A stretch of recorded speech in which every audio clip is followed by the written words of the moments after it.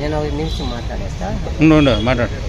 ఈరోజు చెవిటిమూగ సంఘం సభ్యుల ఆధ్వర్యంలో ఆర్డీఓ గారికి వినతి పత్రం ఇవ్వడం జరిగింది. అంటే వికలాంగులకు వస్తున్నటువంటి పెన్షన్ 3,000 రూపాయల నుంచి 6,000 పెంచినారు కాబట్టి ప్రభుత్వానికి ప్రత్యేకంగా ధన్యవాదాలు తెలియజేయచ్చు. కానీ పెంచిన పెన్షన్లను ఈరోజు మా వికలాంగుల కొంతమందికి తొలగించడం జరిగింది.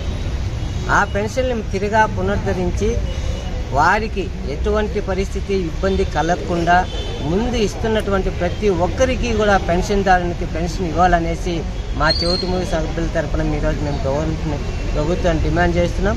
అదేవిధంగా మా చెవిటిమూగ సభ్యులైనటువంటి 300 మందికి పైచిలకు మన మదనపల్లి మండలంలో ఉన్నారు. వారికి కావాల్సింది పెన్షన్, నిరుద్యోగ వృత్తి, అదేవిధంగా వికలాంగులైనటువంటి మహిళలకి కుట్టు మిషన్లు కూడా ఇవ్వాలనేసి కోరుకుంటున్నాం.